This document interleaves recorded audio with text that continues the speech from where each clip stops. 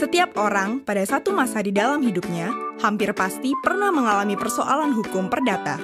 Mulai dari hutang yang tidak dibayar, barang yang tidak sesuai dengan pesanan, rusaknya barang oleh seseorang, dan lain sebagainya. Terkadang, dalam beberapa kasus, kita tidak mendapatkan penyelesaian yang memuaskan. Misalkan, dalam hal barang yang kita beli tidak sesuai pesanan. Biasanya, bentuk penyelesaiannya adalah pengembalian atau penukaran barang atau juga pengembalian uang. Padahal, dalam beberapa kasus, kita sangat membutuhkan barang itu untuk satu pekerjaan lain, sehingga menimbulkan kerugian yang besar dan tidak bisa ditutupi hanya dengan penukaran barang dan pengembalian uang. Dalam menghadapi hal itu, biasanya kita menghadapi dua pilihan. Pertama, pasrah dengan situasi yang dihadapi. Kedua, mengajukan persoalan tersebut ke pengadilan. Bagi sebagian besar dari kita, menempuh jalan ke pengadilan bukanlah suatu pilihan. Kita segera membayangkan proses yang rumit, biaya yang besar yang harus keluar, dan waktu yang lama. Bahkan, di masyarakat kita, ada sebuah anekdot tentang proses pengadilan yang bilang bahwa bersengketa di pengadilan ibarat memperebutkan kambing, namun bisa kehilangan sapi. Sehingga, bagi sengketa dengan nilai yang tidak terlalu besar, kita cenderung bersikap pasrah dan menerima bentuk penyelesaian sekalipun penyelesaian itu tidak adil. Menyadari hal tersebut, Mahkamah Agung telah mengeluarkan alternatif penyelesaian sederhana yang dinamakan Tata Cara Penyelesaian Gugat Sederhana, atau sering disebut Acara Gugatan Sederhana. Acara Gugatan Sederhana dibentuk berdasarkan Peraturan Mahkamah Agung Nomor 2 Tahun 2015 tentang Tata Cara Penyelesaian Gugatan Sederhana. Pada intinya, peraturan ini memangkas prosedur acara perdata, membatasi waktu penyelesaian perkara perdata sampai 25 hari, dan melakukan proses secara sederhana. Namun demikian, acara gugatan sederhana tersebut hanya diperuntukkan bagi perkara-perkara perdata yang memenuhi beberapa persyaratan, yaitu 1. Nilai tuntutan yang diminta tidak lebih dari 200 juta rupiah dan tuntutan bersifat material. Tuntutan yang bersifat imaterial tidak dapat diajukan karena pembuktiannya tidak sederhana, seperti kehilangan reputasi, perasaan tidak nyaman, atau kerugian emosional lainnya. 2. Sengketa bukan merupakan sengketa atas tanah atau sengketa lainnya yang telah memiliki pengadilan khusus, seperti sengketa tenaga kerja. 3. Penggugat dan tergugat harus dalam satu wilayah hukum yang sama.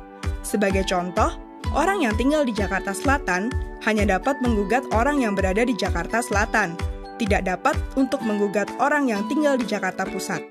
4. Penggugat dan tergugat masing-masing hanya terdiri dari satu orang, namun juga dapat lebih dari 2 orang selama dapat menunjukkan kepentingan hukum yang sama. 5. Tergugat harus jelas keberadaannya dan tidak dapat dilakukan pemanggilan dari pengadilan negeri wilayah lain. Acara gugatan sederhana didasarkan pada beberapa prinsip, yaitu 1. Pendekatan pada proses persidangan adalah bersifat mudah. Artinya adalah penggugat atau tergugat tidak perlu memusingkan pasal-pasal yang akan dituntut. Penggugat dan tergugat hanya akan menjelaskan pokok persoalannya. Hakimlah yang akan bersifat aktif untuk menentukan pasal mana yang digunakan dan hal apa saja yang perlu dibuktikan oleh penggugat dan tergugat. Jadi, apabila ingin mengajukan gugatan, maka cukup mengisi formulir yang sudah disediakan di pengadilan. Mereka juga tidak perlu didampingi oleh pengacara. Apabila kesulitan dalam mengajukan gugatan, penggugat akan dibantu oleh petugas pengadilan. 2. Waktu penyelesaian yang cepat. Salah satu tujuan dari acara gugatan sederhana adalah untuk mempersingkat waktu. Pada gugatan acara perdata, waktu penyelesaian rata-rata adalah kurang lebih 450 hari dari tingkat pertama sampai dengan Mahkamah Agung. Acara perdata dapat melalui 3 tingkat pengadilan. Pertama, di pengadilan negeri, kedua, tingkat banding pada pengadilan tinggi, dan ketiga, tingkat kasasi pada Mahkamah Agung. Pada acara gugatan sederhana, penyelesaian perkara hanya melalui 2 tingkat pada level pengadilan negeri. Pertama adalah pada tingkat hakim tunggal di pengadilan negeri dengan waktu penyelesaian 25 hari kerja sejak hari sidang pertama, sesuai pasal 5 ayat 3 Peraturan Mahkamah Agung tentang Gugatan Sederhana. Pada tahapan ini, persidangan akan dilaksanakan oleh hakim tunggal yang memimpin dan memutuskan perkara.